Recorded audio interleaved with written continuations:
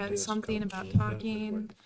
So, Are we on? We are on. You're so unprofessional. Jeez, It's okay. So, hey, welcome everybody. You will probably wait a minute. There was no live stream last week, right? I don't think so. No. No, we did a live stream last week. You just guys me and you. did it over Zoom or whatever. Oh, we did. That's right. We did it over Zoom.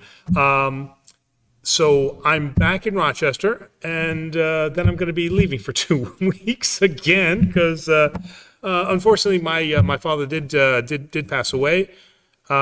So we're going to be down for Terry and I are going to be down for a couple of weeks. But we want to make sure that we've got the live show here. And Marissa, nice to see you again. Yeah. So we'll be doing it down there, but again, it'll only be Demos and I.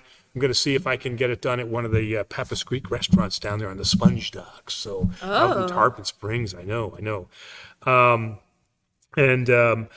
was for those of you that saw the sermon on Sunday, you noticed that I got passionate. I was passionate about a particular subject. Some of it might have been released from my father. Who knows? It's okay. Could have been, yeah. So. What's that? Oh, stop banging on the table. Okay. We're not very good at taking command. We always reply back and say like, "Oh, we're not supposed to do this." That, so I'll sit back. We're not very good at this. But certainly, I want just a quick commentary. Priests need to be passionate, right? It's not like it's an engineering job or a medical job or something like that. You should be passionate if you are in right. this. I mean, you're talking about things divine, and you are operating in a sacramental area. If you're not excited about what you're doing, how can you expect them, right, to be excited? To be excited. And every priest kind of has their own kind of thing that they're passionate about. Mine is Holy Communion, because I really truly believe, as St. Paul said, it is something that has to be approached with great care and with trembling and awe. And so I think I just got in the moment there. And for those of you that who were watching the live stream of the service didn't get to see, after I finished that, I went down to have the people receive communion, and nobody came up for communion. And so I'm holding up the cup, and I'm like, come on. And so I finally had to say, I said, people, you can come up and you can receive communion. I just wanted to let you know that I was serious about communion. And then all of a sudden, then the people started to come up. So anyway, I kind of thought that was funny. But at least every once in a while, Greeks have to be awoken out of their spiritual sleep. And as a military guy, that's the best thing I know how to do. So, all right. Yeah. Can you tell us about what's behind you? Ooh, this beautiful icon? Oh, yes. So the icon that you see that you see behind you is donated by the Dides family. The Dides family, very well known here in Rochester. They own Steve's Original Diners, is one of the. I think they've got 3 of them that they have. So the Dides family has donated this. Wonderful. It's a hand-painted icon. I'm not from one of the iconographers in Greece. I don't know her name, but I think if John is watching, I think he can text us in and tell us. But what is the plans for that? What we're going to do here in the church is we're going to have an area, as all Orthodox churches have, is a proskiniteria, and basically what that is just a stand with an icon, and then at the base is a reliquary area, a reliquary where we can put the bones of a saint or something like that. Every church should have the bones of a saint that is particular to their area. Like we might have St. Paraskevi, because again, many people are here from the northern part of Greece. Ios Demetrios, I think, would be another one. So this icon is going to grace that proskiniteria stand, and then also have the reliquary case on the bottom. But it's just absolutely gorgeous. Yeah, sorry I keep looking back there I can't stop looking at it. Yeah, the video does not do it justice. Yes. I mean, it is from Greece, hand painted, and it's gilded as well, right? Yes. And so everything that you see, that gold, is 14 karat gold. That is actual gold. Yeah. So it's a beautiful, beautiful icon. I'm very excited that once we are through the pandemic, I'm really looking forward to having a lot of you come, hopefully, and see the beautiful church that we have here. So yeah, this is all great, and we really want to do this in the church, but Orthodoxy must be experienced. So I'd love to have you all come and just kind of see the beauty that is this church. Yeah. Which has a very good security system as well. Which that's funny. After I said 14-karat gold, but yes, very good security system with cameras, no doubt. With cameras, Quite a few. quite a few. Oh my. Actually, before, given, your sermon about communion, I'm wondering if you could remind us of what the purpose of communion is explicitly for the laity. Like, right, we all sin, we all like screw up during the week, and then like what does communion actually do for the individual when you receive it? So I want to start off with what it is not. Okay. What it is not is a reward for your worthiness. That is what it is not, okay? So when are you, as I grew up, it was always this thing about, you have to do these certain things and then you will be worthy to receive communion. I mean, that's kind of how I grew up. Then I get to seminary and they tell me that's a bunch of foolishness, okay? You are never worthy to receive communion. So now let's get to what communion is. What communion is, it is for the salvation of your soul and body. We do not believe that you can be saved without partaking of Holy Communion. Now, that is very antithetical to the Protestant faith, okay? But it is certainly what our sister church, the Catholic Church, would support.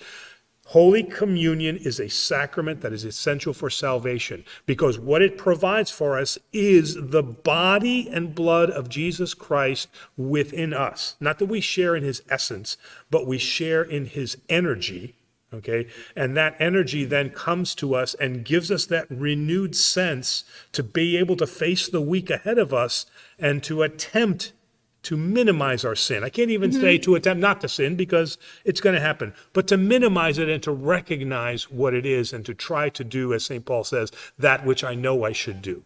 Like to do ever better. To do right, Yeah. to continuously improve, but you will never improve to the point of being worthy to receive Holy Communion. The iconographer's name is Constantina.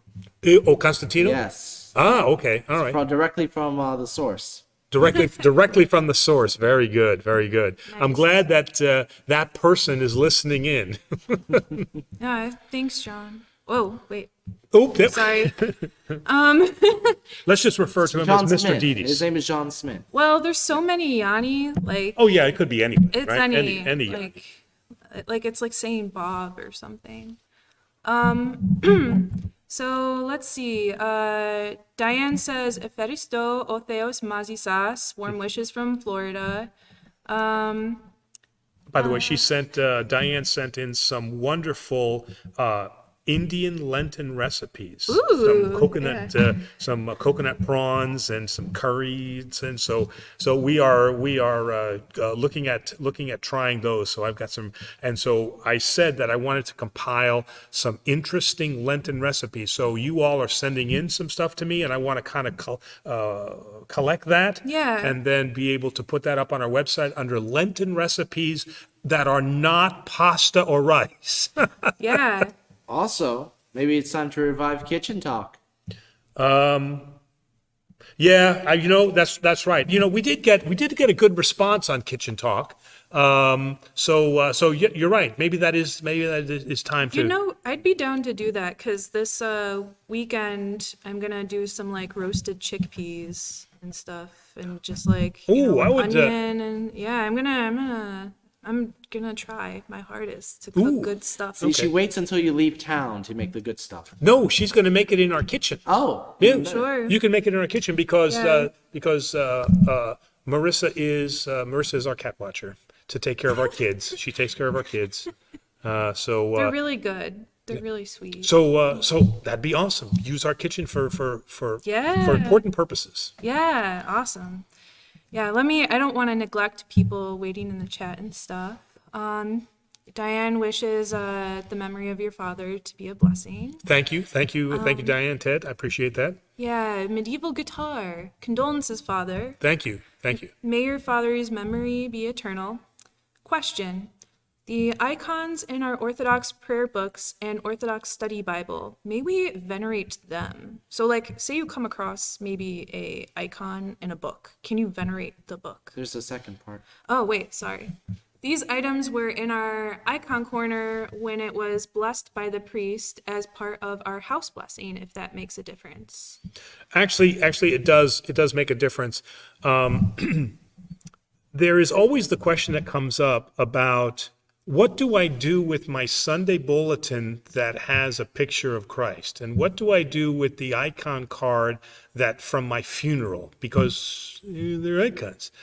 The answer to that is we can dispose of those because those have not been blessed. Okay?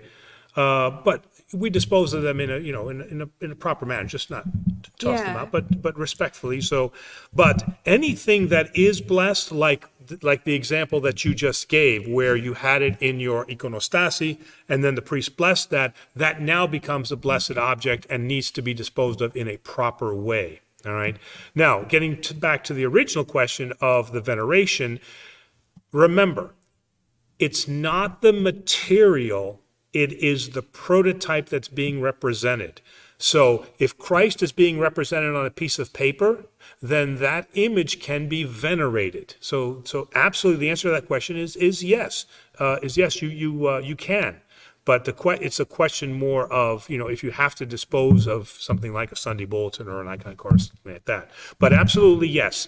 Just because it's on a piece of paper doesn't make it any less than if it's on wood or if it's on steel or whatever it is, or painted on the wall. Yeah. Awesome. Sotiris Dragos. Is that Sam? That's Sotiris Dragos. I think that is Sam. Oh, sorry. He says, may God grant him rest and may his memory be eternal with regard to your father. My father's up there building stuff right now. He was the consummate builder. If he would never buy anything, he would always build it. So would he do like carpentry and stuff like that? Carpentry, electrical, Everything? plumbing, car repair, and I was the ever-present assistant. I wasn't allowed to lead any project. I just had to follow orders. That's how I learned patience from my father, because my father was always like, do what I tell you to do, and then when I die, you can do whatever you want. So now I can do whatever I want. Now you're free. Oh man, but it makes a lot of sense, right? Like with your, engineering background and your military background, to hear you say that, I'm like, wow, so many themes about Father Angelo are coming together. See, that's Yeah, I don't know. Anyway. Yes. Aaron 88205 says, hi, Father. First question. As far as the church teaches, if one were to suddenly die without receiving communion one last time, would it have a serious effect on them in their afterlife? No. Answer is no. I can't tell you how many times I have people call me and say, Father, my father, my sister, my mother is dying. Please give her last rites. We don't have last rites, okay? What is your responsibility in those situations is, while they are in the hospital, to call the priest and say, my mother would like to receive communion. Now, many times they've said that to me. I've visited somebody in the hospital. They're recovering from surgery. I offer them communion. They take it. They receive it. It's great. And then what ends up happening is that a week later, something tragic happens and they pass away. And then they're all like nervous. Oh my God, she didn't take communion. I'm like, don't worry about it. She received communion. As long as you are receiving communion on some kind of regular basis, there is no requirement to have that last communion to get you into heaven. Absolutely not. But just remember every once in a while to call the priest if your family's in the hospital. That's what we're there for. To make sure that you do get the grace of the sacrament of Holy Spirit, of Holy Communion. Holy Communion. Yeah. Then Sam asks, how can one teach people, specifically old school Greeks, the correct teachings of the church while remaining humble? For example, old wives' tales or superstitions that, that are false beliefs or heresies. This is a very good question. Oh, it's a great question, and I mean, I've combated that in my own family, because we have these yaya-isms that exist, right? And it's very hard to overcome that. I mean, I've had situations where I say something counter, but my yaya told me that. How can it not be true? Well, because your yaya didn't go to seminary, okay? She did not get a theological degree, all right? That's why they do the best with what they have. I mean, so again, it's not that they intentionally want to misrepresent the Orthodox faith, but it's just that, they weren't going to have these deep theological discussions with the priests, and certainly not the priests of that time, and not all priests were necessarily educated. So one of the answers, Sam, to your question is you have to be the example. That's number one, is that you don't subscribe to those things that are superstition, okay? The whole death thing, okay? When the fact that there is a certain joy that I have with my father's passing can be taken as, well, wow, well, you're supposed to be, the custom is you're supposed to be sad. But yes, but he had a great life, and I had an excellent dad. I had an absolutely great father. Those are the things that I remember. But that doesn't mean that I don't have a sadness. But that doesn't mean that I can't be joyful. I have to be joyful because I expect to see my dad at the second coming. I expect that. It is a guarantee. It's not a hope. So if I sit around in mopey face all the time and, oh, he's gone, my father's gone. No, I'm going to see my dad again. And I didn't want to see him in the state that he was suffering. It was time for him to go. And I know that through the guarantee of Jesus Christ, I will see him again. So there's one superstition there. If they are practicing another superstition, for example, I had one in order to, there was something you were supposed to do, you bury bat bones, and then it cleanses the house. Okay, if somebody brings home bat bones and buries them in the yard, I'm going to say, no, we're not doing that. You may do that in your own home, but I don't do that in my home because this is now superstition. So what you can do is, again, be the example of what is our Christian faith. And then when you encounter those things or people give you something or want you to do something, you can say, that's fine for you, but I reject that. And then they might ask you, well, how can you reject your Greek faith? It's not my Greek faith, it's my Greek culture, but my Orthodox faith. And, we just... we can't really separate that out yet. We still think of it as a Greek faith, but it's Greek culture, Orthodox faith. What kind of bats? What? What kind of bats? I did not get that. I didn't get that detailed in terms of what bats you're supposed to, but it can only be bat bones. So do you roast the bat and then you just save the bones? I don't know the whole. Do you have to kill the bat? That's kind of mean. Yes, you have to kill the bat. Do you have to go to like a special cleric, like a Batman? A bat, a bat dad or bat father. Batman. Okay.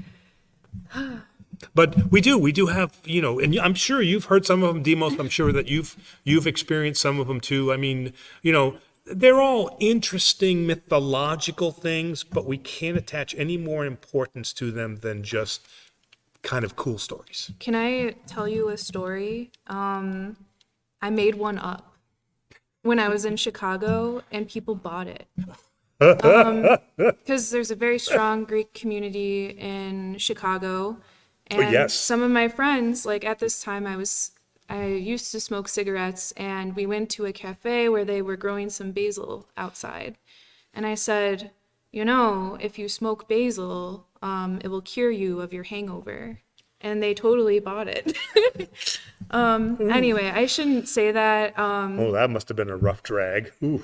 Yeah, actually, it tasted kind of good. But yeah, anyway, don't smoke basil. Don't smoke in general. It's bad for you. But yeah, that was an interesting little experiment I did. I don't know how I feel about the fact that I did that, but kind of funny. Moving on in the chat. Diane comments, in Judaism, a body must be buried in 24 hours or 48, depending on holidays and days of the week. What does Greek Orthodoxy say about time related to burying someone? Typically, within the Orthodox faith, we like to have the burial completed within 3 days. So again, for us, what's important is the tersayon at the time of death, the tersayon and 3 days, okay? And so that's why at 3 days, we want to be at the cemetery saying it. And then we have the 9-day, the nyamera, okay? So it is our tradition that we typically bury within 3 days. Now, I've had it where I haven't buried the person for up to 2 months. All right. So, within the best, because they were waiting for people from Greece. It was during the pandemic. And so they wanted to wait. So unless there is a valid reason for why, my dad's a perfect example. Yeah. He's going to be buried a week later, but that's because we had to make arrangements here. So the church understands that. But normally speaking, it should be within 3 days. Mm-hmm.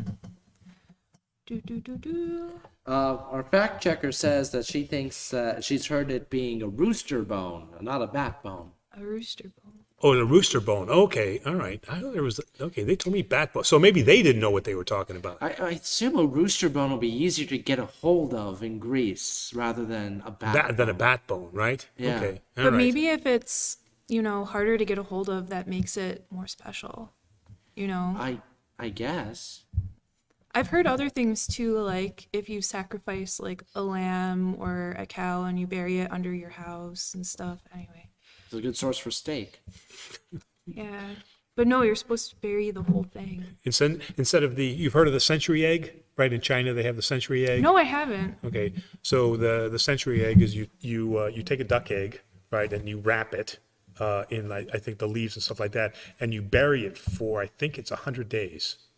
So century egg, and then when you get it out of the ground, it's totally black. It's totally black, and it's supposed to be a delicacy. I have not tried it yet, so that would be the century cow under your house. Yeah. It'll be completely purple by the time you. Moving on. Diane says Lenten food on days when fish is allowed. Gefilte fish with spicy hot horseradish. Anonymous asks, what kind of confessions are required at confession? Should you list all of your sins? Are you required to report lawbreakers? Like, should you keep a diary of every time you sin? Sorry, I'm extrapolating off of their question now. Oh, okay. Like, we should have an app where it's like, okay, I said OMG in church. I need to take note of that. Well, okay. Well, number one, we have a confession guide on our website, correct? Mm-hmm. So confession guide, we have a confession guide to list out those things. All right. I personally am not a list fan, okay? Because a list fan creates kind of a mobster mentality.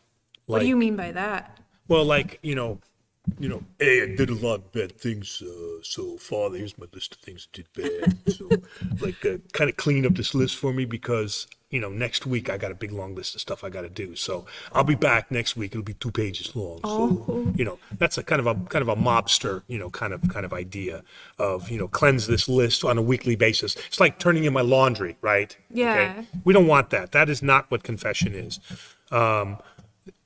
Keeping a log of the confessions, that's fine because it's more important for you because when you see it in black and white and you're filling up 3 pages of stuff, you can say to yourself, oh man, oh wow, that's seeing something with your own eyes is different. Like a credit card versus actually spending cash, right? Yeah. You physically see it, it makes a huge difference. So I think the log is a great idea to keep you in touch with what it is that you're doing. But what I tell my parishioners for confession is, you're coming to me because there is something that is weighing heavy on your heart. That's what I need to address. That's what we need to address. Okay, and then I know that that we can talk about other things that kind of discuss that, but there is a reason that you are coming to me for confession, okay? Now, this is culturally different from, let's say, a Romanian church or a Russian church where people are on a schedule for confession. Typically, it's about 3 months, and they come for regular confession. They want to keep confession regular. In the Greek Orthodox Church, we're not as regular, so they don't have a schedule. When they come to me and they say, "Father, I want to confess something," they got something on their mind already. They don't have a list on their mind. So that's why I say. So, but they don't know what to do, so they bring a list. And I say, you know what, put the list away. Let's find out what is it, and then we'll get right to the point. And interestingly enough, what I find is that most times people are feeling guilty for things that are not sin and having no guilt about things that are sinful. So confession helps me to explain to people, don't feel guilty about X. This is not a sin. But in our conversation, you mentioned this. Now, let me show you where that potentially has, a sinful part of it, and let's discuss that. So it kind of helps educate them in terms of how they should be viewing the actions that they have in their life. Yeah. What about the law breaking? Yeah, Law- law breaking. You report lawbreakers, right? Or you're considered a mandated reporter for some stuff, right? You're talking about them. You're talking about them reporting a lawbreaker.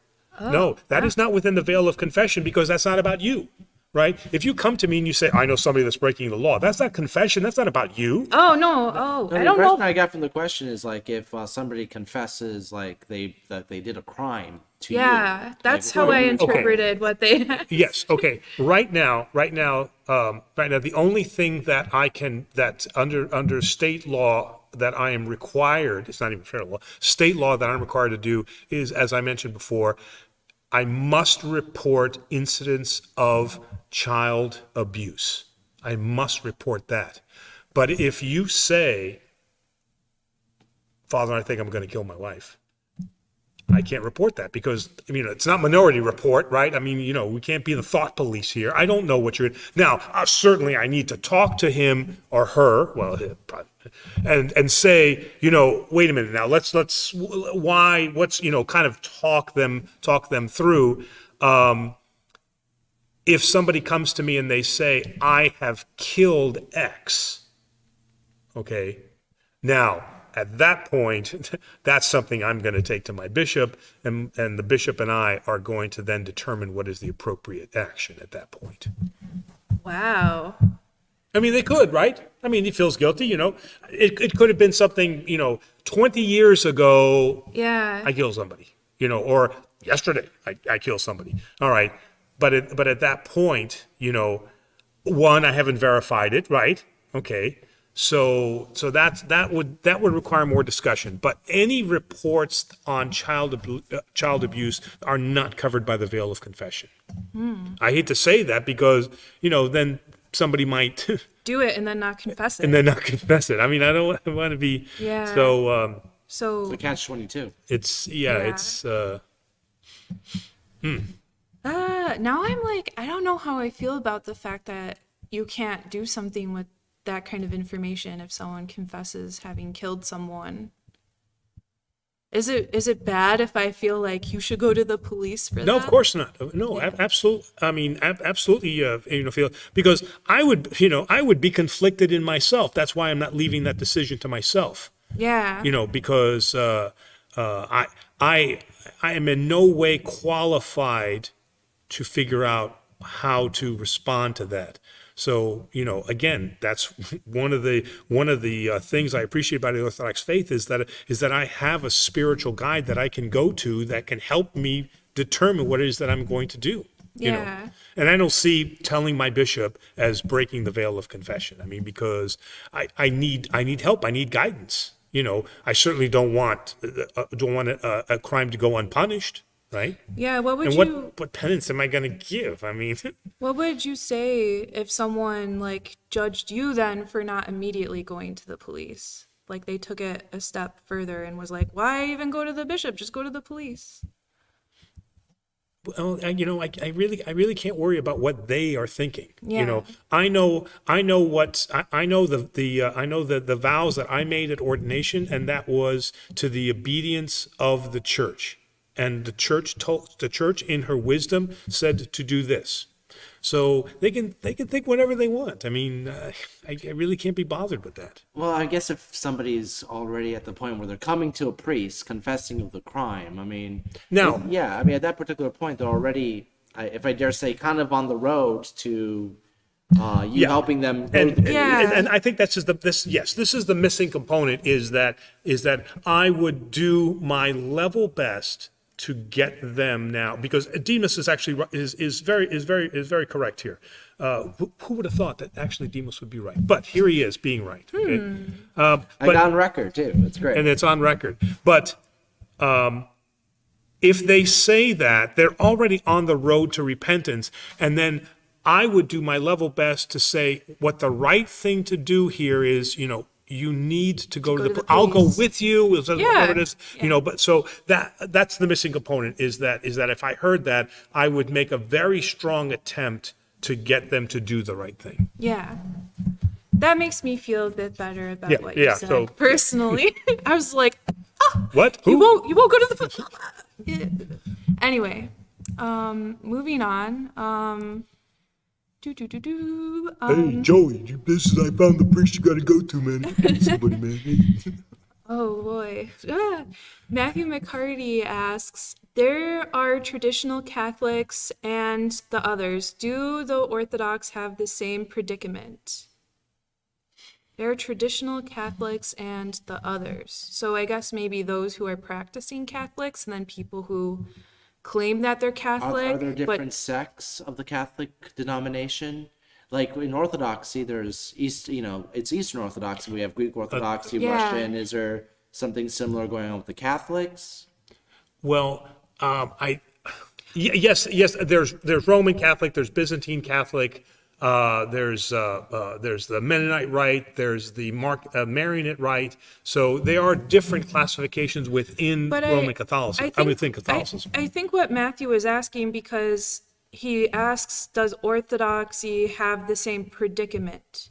So it implies that there's a problem. So I think like he's asking, you have people who are very committed traditional Catholics and practice their faith, but then you have people who say they are Catholic but like don't go to church, Jeez. aren't practicing. So In that sense, we have exactly the same thing. We have a traditional Orthodox that follows the church to the best of their ability. They're regular participants in the community in terms of church attendance. Latin Mass Catholics is what the Oh. yeah. thank you. Okay, so a Latin Mass is what they call Tridentine Mass, which is that it is said in Latin in a traditional sense. We really haven't. Well, I shouldn't say that. There are churches mostly that are west of the Mississippi that now have transitioned to almost all all English.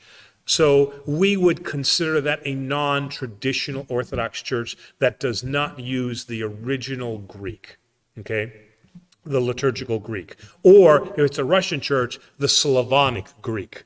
All right. So a church that does not use the original cultural language, we would call that a non-traditional church. Yes, Oh. we do have that. So in that sense, the Latin Mass or the Tridentine Mass, we have that also. What we have in Rochester here, kind of a mixed bag, because you obviously hear a lot of English, okay, but at the same time, you'll hear me say sometimes the gospel in both languages, or I'll have certain things that I'll say in Greek, and what I mean is not modern Greek, but that liturgical Greek. All right, so we're kind of a mixed bag. So we have very few, as the Latins do, very few traditional churches where the entire service is done in Greek. Chicago, maybe, New York, maybe, but other than that, we're really, most of our churches are a mix of tradition and non-tradition. Matthew, the same questioner, just mentioned that some follow Vatican II, the number 2. I didn't even know there was a Vatican II. Oh yeah. So there, Yeah. so there is the Vatican I, which happened in the 60s, which was more kind of an acquiescence to a lot of Protestant ideals. So not to become Protestant, but more of an alignment with some of the Protestant ideals. And then Vatican II now comes along and, Vatican II has more of the Protestant ideal alignments. Simplifies the service. The vestments are not as ornate as they were. So there is a great simplification of not only the church, but also of the church building and the church practices. Could you explain what, what Matthew and you mean by like Vatican I and Vatican II? Because like, I'm like, there's only one Vatican. No. You know what I mean? Is it the rule dictated by the Vatican? Yes. Oh, It's okay. more it's not a physical place. So it is at a particular time, and I'm trying to remember, I don't remember the dates now, but at particular times, the Vatican had issued a series of reforms that they called Vatican I. Yeah. And then later on in the 60s, there was also then a second series of reforms, which was Vatican II. Right. So think of them as reforms, not necessarily as the place. But obviously they come out of the Vatican because that's where the Pope Yeah. is. Was there a Vatican III to complete the trilogy? No. Yeah. Nope, that movie's not yet been made. I was also going to make like a Star Wars joke or something. We don't really have that well defined. We have what are called endemusas. Endemusas are like local synods or councils that will publish opinions and theological thought, but they're not binding on the church. So we don't really have this idea of those kinds of reforms. Reforms are much more localized in terms of like what I might do here at a parish versus what you'll do in Chicago. Yeah. Although it would be really nice if we could just kind of all get on board, so that here's where it causes a problem. And sorry, I'm digressing here, but this is what this lack of reform does is it lets people church shop. So people will come to me and say, Father, I grew up with this Catholic priest. I'm just using this example. I grew up with this Catholic priest. We really love him, and we want him to co-celebrate with you. Okay. The Orthodox Church does not allow co-celebration right now with any other priest or pastor if they're not Orthodox. Could you explain what co-celebration is? So co-celebration is that he celebrates the wedding service together, or the liturgy service, or a baptism, or whatever it is, that we celebrate, we share the service. You've seen me and Father Jerry serve together, right? Yeah. That is a co-celebration. Okay, if they are not Orthodox, we cannot co-celebrate. Okay, so what ends up happening is they say, well, you know what, Father Angel won't let me do that, but there's a Father X down the street, and he'll let me do that.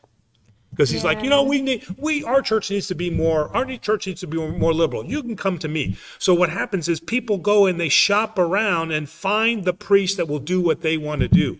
In the Catholic Church, you can't do that because there's one set of rules. Yeah. Now that priest can be a radical and he can go ahead and do it. Say, I'm not for what the Catholic Church is saying, but he's a rogue priest and he can be taken out for that. Okay. Reprimanded. But in our church, I get it. We are unified in diversity and diverse in our unification, but it creates issues and problems, and unfortunately it creates church shopping. And I've personally witnessed. I've personally been affected by it, because. I, as you know, on this show, I tend to my meter tends to lead more on the more, what's the word I'm looking Middle of the road. No, for? Almost, yeah. progressive. There we go. I like the word progressive. I lean more a little bit on the progressive side than I lean on the conservative side. So I know that sometimes, people, and in my last parish and this parish, they will come to me and they will say, well, Father X didn't let me do that, but, we know that you're a really nice priest, Father, and we really love you and we'd like you to do this. And the first thing I say to them is, Okay, I'll call Father X just to let him know that this is what I'm doing. And they're like, no, please, Father, don't do that. It's okay. We'll talk to him. That usually solves the problem. And maybe some coupons while you're church shopping. Yes, I want a discount on. Yeah, like over the course of my 20s, like I've been to so many weddings for friends and stuff, and like or been in wedding parties, and they've been trying to find an officiant for the wedding, and they go shopping for like For- an officiant, and I'm Yes, like, yeah. like at some point I think I was just like, you shouldn't have to do that. You know? Like I don't no judgment towards that, but But then you kind of become your own God because you pick the priest or the pastor or the celebrant who is going to do whatever it is you think is Yeah. right. I mean, it kind of can get, and you've probably been to some goofy weddings where they just do weird stuff. well, like I'm kind of like, well, if you're gonna pick a priest for your wedding and you have a list of names, I feel like you should just not have a priest then. You should just have like a friend officiate or something. Sure. Someone who's actually going to be meaningful to you. Agreed. You know, yes. like- Yeah. I would agree on that. Rather than just kind of select somebody that you know nothing about and knows nothing Yeah. about you and then speaks about you and really says nothing. Yeah. Continuing on though, enough with my opinions. Man, we took a left turn on that one. Holy smokes! But Yeah. you know, some interesting thought that I think needs to be talked about. Yeah, Jeremiah 209 says, "Hello, I hope all are well. I have an, oh no, this word, ECCLESIOLOGY, ecclesiology. Right? Oh my God, I said it right? Yes. Sorry, I'm very bad. Okay, so spelling, talking is not my strong point, even though I talk a lot. In two parts. One, how are bishops chosen in the Orthodox Church? Two, how are bishops accountable to? Who are bishops accountable? Oh, who are bishops accountable to? Sorry. Maybe the second part. I can start with the second part. Who are bishops accountable to? Bishops are accountable to now to their respective hierarch. Okay, so what I'm saying by that is the Patriarch Bartholomew, okay, is the first among equals in Constantinople. All the churches that are under Constantinople, he would be accountable to the Patriarch. All right. So the Bishop of Chicago, the Bishop of Greece, they would all autocephalus there, but certainly of America, they would all be accountable to that Patriarch. However, from a disciplinary mode, he could only administratively discipline a bishop.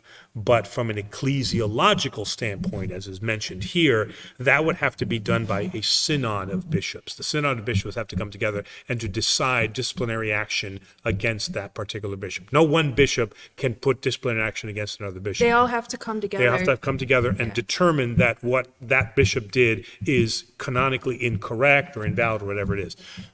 Now, for priests, that is not true. The bishop is the disciplinary. person. Is the disciplinarian. Okay. Now, how do bishops get selected? So now that we know who they report to, or quote unquote, who they are accountable to, so that same thing happens. So just like when the Bishop of Chicago of blessed memory, Yakovos, he passed away, the Archdiocese of America will send a list of names of eligible candidates to be bishop. Those could be unmarried priests, or they could be existing bishops. The list is sent to Constantinople, and that is reviewed by the Patriarch. And the Patriarch will say, yes, no, no. And then that will then be voted by that Synod of Bishops. Wow. I think that answers that one. The next question is from Aaron, 88205. Second question related to the superstition topic. Father, what is your view on the Filato, the little amulets with blessed palm leaves or cotton with holy oil sewn in, etc.? Is it okay to wear these? Yes, it's fine to wear those. again, where it becomes problematic, and you'll kind of laugh at this one, is the mati. Leave, Technically, the mati, I mean, Greeks love wearing the mati, right? leave my mati alone. Leave my mati alone, I know. But, again, at its core, it's supposed to be that the eye of God is watching over you. But, the mati has kind of become this like superstitious thing. Yeah. And what ends up happening, which is just really bizarre, is that at a baptism, which is a sacrament of the church, they give everybody the little buboniera, they give them a mati, okay, rather than like a little cross or something like that. So it sends the wrong message. But something that is already blessed by the church, like a little bit of holy oil, or they have like the sand from Jerusalem, or a piece of wood, or something like that. As long as you don't view that as having a power, and you recognize the source of the grace that is entrusted to that, then you're okay. But once you start, like in Mummy, where you're Benny and you hold it up and you're like, la, la, la, la, la, Oh, la, yes, okay, yeah. remember that, okay, they're not amulets or charms or anything like that, but it's something nice. It is holy oil. It's been graced, and so it's bestowed with grace. But it doesn't have power in of itself. Were you about to mistake the mummy for Raiders of the Lost Ark? I was just about to do that, but I'm slightly disappointed, but happy that you caught it. Whew. Aw. Diane is thanking us for all of our hard work on the show, and Sam says that there's actually a lot of bats in Greece, way more than you would think. See, This makes me wonder what stories We Sam don't talk has. about people we don't like that way. Oh, wow. Excuse you. Diane has a question. What is the most important part of Clean Monday? The most important part of clean, but there's an interesting question I would never have thought to ask. That's a good one. That is Lysol. it's a full cleaning. When we were at the monastery, Clean Monday was bread and water. That was it. The whole day was bread and water, and the idea was that we have to recognize now that we have officially entered into a time of repentance, and that total denial of that total denial of full sustenance gives you that reminder, because the whole day, all you're thinking about is, oh man, I gotta have something to eat, or, I just want a sip of a beer or something, or whatever it is. But that's what the seminary did for us. And so when it's possible, that's what I try to do, is try to make that first day a clean Monday, which is just bread and water. I don't go on a full fast or anything like that, but that's what they taught us to do. And it really hit home that this is the beginning of a 40 days of introspection and repentance. Keeping on with the questions, Sam asks, why are priests only allowed to walk across the front of the altar, and is that only during service? Yes, I think what Sam's talking about is in front of the altar and in front of the holy gates. Again, a tradition of the church in terms of respect is that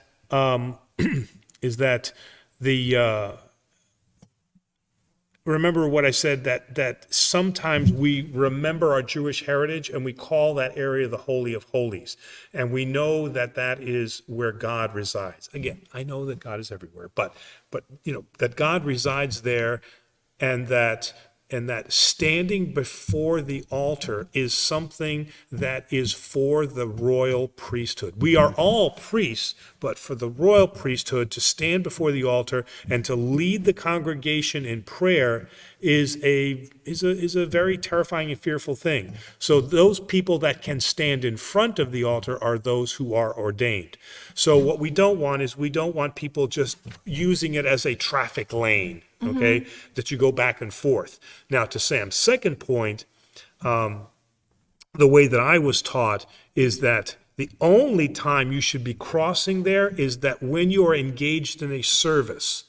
But this is not a shortcut for me if I am not serving as a priest. So in Demos, you'll see me a lot of times that when we're walking, both of us will walk behind the altar. I don't take a shortcut or anything like that because, again, we are crossing before the holy altar. Now, I want to make sure I can get to more questions, so let's see if you can answer some of the next ones quickly. You did the last one pretty quick. But Diane asked, No left turns. how does one choose a baptismal name? Okay. Pretty simple. Please pick a name that is of a saint or an event of a Christian nature. We do not allow pagan names. Excuse me. We don't allow any type of pagan names. And try to pick a saint whose life you would like to emulate. Some people like Magdalene or Mary because, again, of Mary Magdalene's life. Some like it because it's Mary of Egypt and they connect with her. Some people like Anthony because, again, what he that life of fortitude, patience, solitude. So try to pick a saint and do some research there on a saint that connects with you. Maybe it's somebody who was a spiritual father or mother to you, and you want to take their name, okay? Now, in my case, I just had to do the Greek thing. My grandfather was, You alternate generations. also did generation, so that was pretty simple. But for converts who don't have that tradition, then we ask them to pick a saint that they can connect with. Yeah. Preferably one with the name the priest could pronounce. Well, yeah. Lord have mercy. Yeah. Like I chose the name Fotini. I liked that her story. I know, illumination. I mean, you can't beat that. Yeah. You can't beat that. Also, she was kind of like pretty cool. Like she told Nero to like effectively like Bugger off. yeah. So I feel like that's me. I vibe with that. Moving on, SG says or asks, what is the Orthodox view on Catholic saints like Pater Pio, and how can you explain that they become the marks like in the hands which Jesus had after the Stigmata. cross? Stigmata, yeah.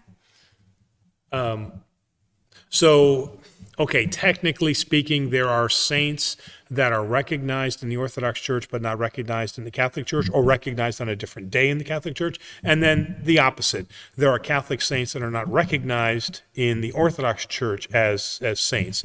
So we have that. Normally speaking, any saint who lived and died prior to the schism is a saint of both churches. But once you get post-schism, that's when it gets a little fuzzy about saints. So Saint Simeon, the new theologian of the 13th century, may not be recognized by the Catholic Church. They'll know who he is, but maybe not necessarily recognize him as a saint necessarily. And then the same thing, for example, like I'm trying to think of late Catholic saints. I think Joan of Arc is a Catholic saint, but I don't think so. Yes, she is. We brought her up, but you said late, so I was trying to think of something more recent. Right. So Saint Nectarios, the Catholic Church may not have. This is a saint of the 20th century. So yes, so there are some saints that we share. Those are pre-schism, but post-schism it can get a little bit fuzzy. But the second part of that was Stigmata. the stigmata.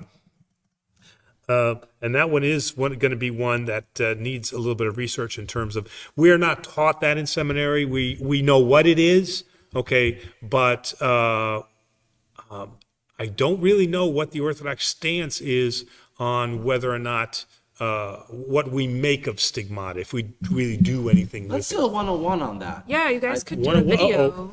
I see our research assistant maybe tuning in. But speaking of saints, who is your favorite saint? And if you say Mother like, Teresa. if you say Dimitri, I'm gonna be so annoyed. Just because all the dudes like Dimitri. But who's your favorite saint? My favorite saint.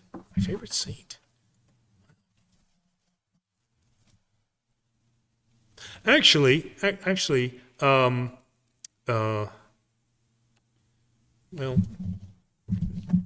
I was going to say Archangel Michael. I really like Archangel Michael, but that's not a saint. So I'm smart enough to know that. That's not a saint. Okay, all right. While you're thinking about, I was just thinking about it. I've got to think who'd be my. Yeah, we'll get Yeah, to yeah, that. mhm.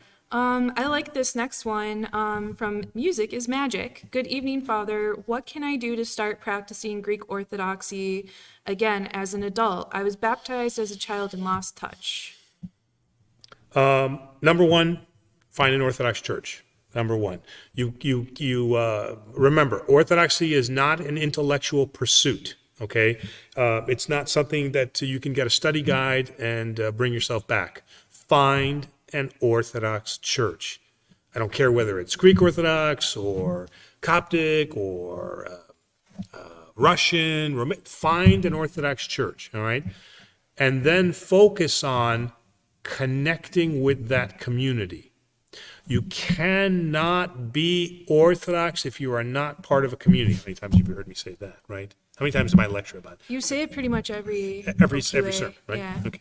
So number one, find an Orthodox church. Number two, find a community that you can connect with.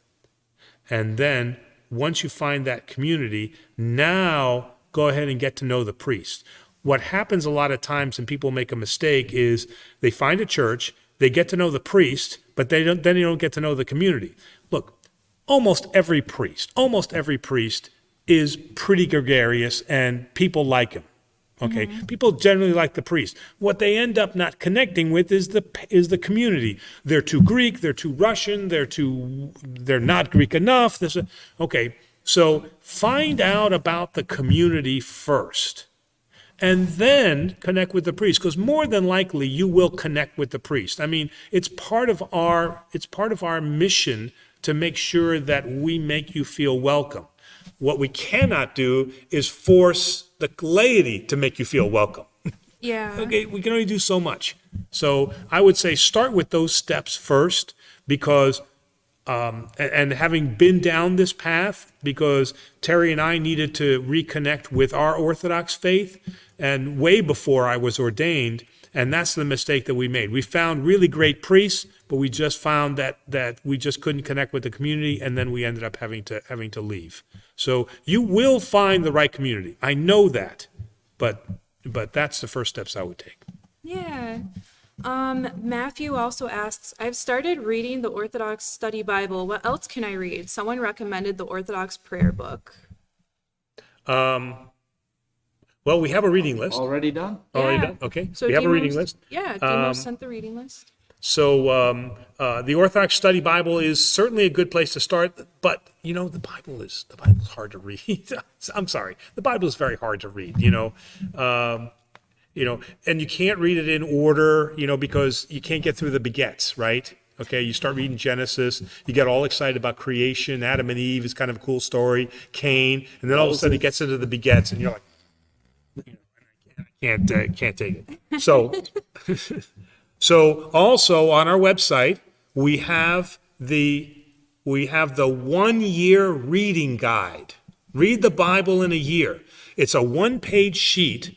It's well done, very well done. It's done by a neighbor church here, Asbury First, and it provides how to read the Bible in 1 year, and it kind of breaks it up. So you read like half of Genesis, but then you read like a section in Ruth, but then you read Mark, and then you read this. So it kind of breaks it up, so you're kind of all over the place, and it's a lot easier than just trying to read it like a novel. It's under education, Bible challenge. So Bible challenge, under education and Bible challenge. That will help you not to read the Bible as a novel, but just to read it in kind of an organized manner. Is there a certain version of the Bible that Orthodox folks typically read, like King James, blah blah blah? I know there's like different types, right? Okay, there's the uber traditionalists who love to read King James, but I get all flustered with the thy, thee, those, thouest, then thou, then tha, and I can't translate it. So don't get stuck in the King James Bible, okay? And people like that because if they can't read Greek, they feel like they're doing something old. If they say a lot of Yeah. these and thines, they get all caught up in that. Yeah. Really, the best and closest to the intent is the NIV. The new international, the NIV is the new international version. The one that is up on the altar, that is in all Greek Orthodox churches, is the RSV, the Revised Standard Version. The Revised Standard Version is fine too. There's a couple of these and thous in theirs, but I would say the NIV, the RSV, or the Orthodox Study Bible. Those would be I think the three that are very good. The other there is one more, and I used this one in seminary, which is very, very good. The New Jerusalem Bible, the NJB. That really is. That's actually pretty good too. SG also asks, can you explain why some saints make breathing techniques while they're doing the Jesus prayer and why it isn't meditation? So, because the heart is at the core of who we are as Orthodox, again, it's mind and heart, right? So the idea is that there is a physical connection there. So when it is done at its perfection, the Jesus prayer is in tune with our breathing. And so it just becomes a part of a rhythm. And then that rhythm creates a peace about it. So where we are caught up in the rhythm of the words are very important. Meditation is more about the state, that I'm trying to achieve a particular state. The words don't necessarily have any meaning, but I'm attaining a state. For us, the words are absolutely important. Jesus Christ, oh man, here I am blowing the Jesus prayer. It's okay. Lord Jesus Christ, my Savior, have mercy on me. So, I'm very close, all right? Somebody will text in and say, no, this is what it is. And I want to focus in on those words, okay? But what I want is those to be connected physically to my breathing into the rhythm of my body so that I'm hearing that so that it just becomes an extension of my heart. Diane asks, is the Bishop of Jerusalem also autocephalous? Oh, good question. I'm going to ask my research. I'm going to ask my research director. The Bishop of Jerusalem. I don't think that is. Actually, that's the that. Well, actually, it's one of the patriarchates. So the Bishop of Jerusalem is a patriarch. So that is that is in a sense autocephalous. So yes, yeah. And worst comes to worst, we'll address it at the start of the next show, just in case. But that's one of the five patriarchates, right? Constantinople, Jerusalem. So the Bishop of Jerusalem is a patriarchate in of itself. So yes, he is autocephalous. Yep. Jeremiah asks another question that relates back to the discussion about like who bishops report to, but I think you kind of implied this, but can bishops be married in Orthodox churches? No. Yeah. We cannot, and again, there's kind of, okay, yes, it is in the canons of the church that the bishop shall remain unmarried, okay? But, bishops have, and especially here in America, have a large geographical area to cover, okay, and especially out west. And so our particular, and not only that, but let's say most bishops or all bishops in the United States have to do this 1-year term in Constantinople serving on the synod. So they have to travel. For a bishop to be a father is really difficult. I mean, it's worse than being a salesman because you're never home, and that's not the proper environment. So bishops are truly married to the church. Yeah. I mean, a parish priest, I mean, where's he going? I mean, He's so sticking with the parish. he's still in the parish. I mean, yeah, he goes to the hospital, but he's going to be home at night. But a bishop is really on the road quite a bit. And I don't think practically it's very fair for the wife or for the kids. We skipped one question. Maybe while I was dealing with something, I may have missed that you caught it. But Diane asked, "Who is your favorite saint?" Oh, I was still trying to. okay. Yeah, I do was you kinda have an answer? We Oh, can man. end on that. Wow. Yeah, do you want to end on that? Saint Demosthenes. No, Saint Ephronius. Oh. Why Oh. is he your favorite saint? He's the patron saint of cooks and chefs. Beautiful. And He's right there in our kitchen. Terry has it hanging up. So whenever we're cooking, he's right Wow. at the stove. We can look at Saint you Ephronius. actually have. We have Saint Ephronius hanging over the not over the stove, but right there in the kitchen. Well, I know I made an announcement about no more questions after this, but there are a few people that have either it's their first time on today or Oh yeah, they yeah. very Let's rarely. definitely answer So it. Yeah. let's I'll answer first timers Yeah. because I'm sorry everyone. I'm exhausted. Kid Arcane. Sorry. Oh, you're fine. Who? Kid Arcane asks, is it fine for an Orthodox Christian to write their own prayers in addition to using a prayer book? 100%, because that prayer is going to be Oh, sorry. I just that prayer is going to be from the heart. I absolutely 100% support that. Now, the reason that we read prayers from the Orthodox prayer books is because they make sure that the focus is proper, meaning that the focus is on the Father, Son, and Holy Spirit. So what you may want to do is just make sure that you check your prayer against those prayers that are written in the church to make sure that you're not off on some kind of tangent somewhere.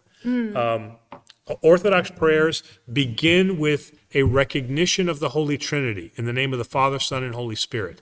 And then the second part of the prayer is typically what it is that you're asking for: blessing of a vehicle, blessing of a strength, courage, a healing. And then it closes with, then again, thanksgiving to in the name of the Father, Son, Holy Spirit. So that's typically the character and the shape of an Orthodox prayer. The next question is from Gigi. This one is good. Is it okay for Orthodox Christians to believe in conspiracy theories? Yeah. Isn't this like a way of isn't that also perhaps another way of saying a yayaism even? I mean, everything is. Conspiracies exist. Yeah. Yeah. And until they're proven one way or the other, they're a theory. So, I mean, As with anything in the Orthodox Church, the key word is moderation. Okay, if you take the conspiracy theory too far, right, and you kind of go off into left field, it can become dangerous. Then everything becomes a conspiracy. Everything is not a conspiracy, but there are certainly things. Like, for example, the financial situation that we had, a lot of people, remember the financial situation? 2008? No, I'm talking about in the church, the Orthodox Church, right? With the financial mismanagement that we had with the dealings of the at the archdiocese level, and then the issues with the clergy pension fund. Okay, a lot of people were bringing that up and saying, "Hey, I think that there's something fishy going on in terms of the finances." Okay, some people said, "Oh, well, that's just a conspiracy theory. You think that all priests and bishops are bad." Well, in this case, it turned out that there was some serious mismanagement. That turned out to be true. So that conspiracy theory was right. But there are other conspiracy theories too, where I have positive proof that the world is ending tomorrow and Jesus Christ is coming. Sell everything that you have and prepare. Okay, that's a conspiracy theory that I don't think is. Yeah. And what about if your conspiracy theory adheres to putting someone on a pedestal almost as a god figure? These have been popular kind of things that I've seen and heard about. Yeah, but how in terms of a conspiracy theory? I mean, it is certainly wrong to do that. Yeah. I keep asking people not to put me on that pedestal. If you're so, Yeah. So It's almost an opposite because it's not a conspiracy theory so much as it is a statement that you are making, and you're saying this is the person to believe in. So to take that person, like you said, and put them on a pedestal. So there's no conspiracy there. They are openly saying this is the person you need to worship. That is problematic, but I'm thinking of conspiracy theories like something is hidden. Like 9/11 inside job. Yes, yeah, things Yeah. like right, exactly. We got a question in from Dimitri, who asks, can you, what is the difference between the right side and left side of the church? Is one for the living and one side for the dead? We have a video about that, which I'm going to post here in a moment, but if you'd like to explain. So typically on the right side of the church, they're facing the icon of Christ, and so they see that as the side of the living, okay? But on the left side of the church, they see more as the sinister side, because again, what does Jesus say? Goats on the left, sheep on the right, right? Now, in funerals now, and I just had several funerals, the entire right side of the church was absolutely packed. And nobody except the pallbearers were on the left side of the church. So we definitely have that superstition. We absolutely have that superstition that the right side is good and the left side is bad. But there is also a connection between the candles. The candles here that are on the right side are for those who have departed, and the candles on the left side are for those who are living. So we do have a difference there. And in fact, I think it was my first parish. I didn't even have like a month in or something like that, and I was serving with another priest, and I was, when I was reading names, and they had lists of names on either side, and I got the names mixed up, and I'm reading off the names in memory of. And all of a sudden, I saw these old ladies, and they were just terrified. And so I'm just reading off these names. I think I'm doing a great job. This one little old lady comes up, and there's like 2 pieces of paper right there. And she goes, Pater, zontanos, peramenos. So living, dead. This is the dead. This is the living. And I went, oh, sorry about that. Because they were terrified that I was reading their names for the dead. It could have been worse. It could have been a third list. We're not sure about these. Yeah, and these, We're not sure about we don't know where those are going. Oh, that's funny. Sorry for my very clear grimacing. I have one more question Okay. to finish off. Yeah. Do you want to choose one, Demo? You choose the good we ones. haven't heard from Mark Fetch. Yeah, you choose good ones. What would you suggest to someone who has found themselves considering becoming a priest, but is too uncertain to know if it is an earthly thought or a true calling by God? That's a good one to end on. Actually, yes, you're talking right to me. I had the same idea. I was like, I don't think that this is the right thing. There is a school of thought that I am not totally against that says if you are actively seeking the priesthood, then you should question your motives, because then it could be about pride. I want to be a priest, right? Yeah. Okay, so you have to be very careful about that, because as Christ says, those who are great will be the least, and those who are the least will become the greatest. So the way that it happened for me was I had the thought, but I didn't do anything with it. But then, because I was involved in the community, and this goes to an earlier question that we had about how do I develop my Orthodox faith, I found a community. I found a church, I found a community, and then it was the priest that recognized the talent in me and developed and nurtured and grew that talent. That's what I'm saying to you, is that if you have that feeling or you have that spark in you, then what you have to seek out is you have to seek out a spiritual guide. You cannot do this on your own. You can't think this into being. Okay, so humility and what's the word I'm looking for? Humility and patience are going to be your watchwords. All right.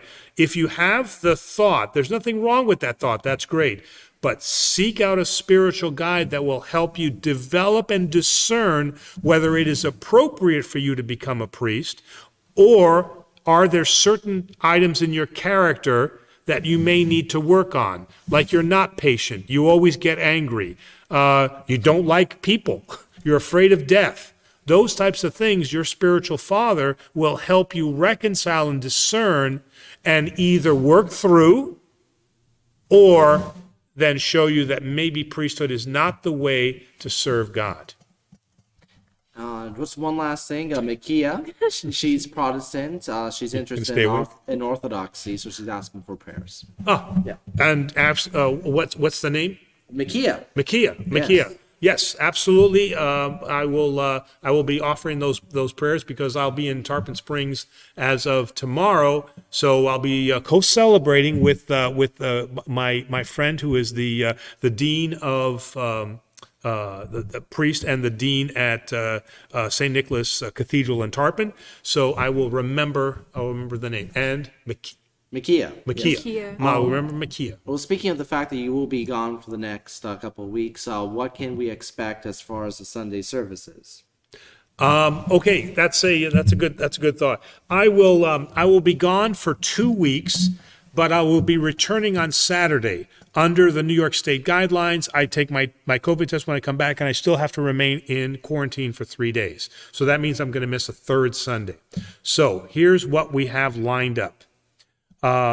The Psycho-Sabata, or the Saturday of Soul services, both of them will be covered by Father Jerry. So Father Jerry is the priest emeritus that is here. He's been with me. You've seen him. He will serve the Saturday of Souls liturgies. Okay, But they won't be live streamed. they will not be live streamed. Okay. And in fact, we're not really doing a lot of live streams. I kind of prefer to keep that live stream going when I am here, just because Demos and I kind of have this worked out as a good system, and we're not quite there yet to work with other priests, nor do we want to put them under that burden. So unfortunately, Sunday, we were not able to find a supply priest. They're all booked up, so we are in a shortage of priests here. So we will be having a reader service. What that means is that we will be chanting the Orthros starting at 10 a.m., and that will last for 1 hour. So the church will be open for a reader service. You can come, you can sit quietly in church, which is not a bad thing to do either, light a few candles, and then just stay for the Orthros service. We will not be having the pre-sanctifieds on Wednesday, but Father Jerry has offered to do the Hieretismi, or the salutation services, on the 2 Fridays that I will be gone.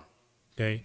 The second Sunday that I will be gone will be served by a priest, so we will be having liturgy on the 21st. We will also be having a liturgy on the 28th. That's when I'm back, but I'm in quarantine, and we will have a priest that will also be serving that liturgy. So, very quickly again, both Saturday of the Soul services will be served here at the parish by Father Jerry.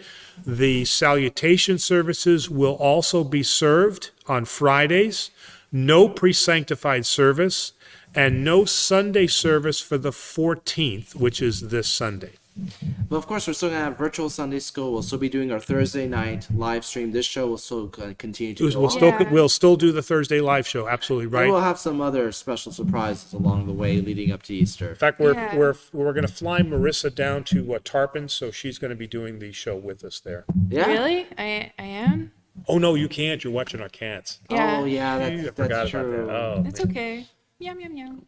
All right. Well, any good places to eat in Tarpon Springs? Well, the classic place to eat is Papas's. Of course. Come They on. change owner like Papas's. very often. Yes, but now the Athenia Bakery is right next door. It's good. So good.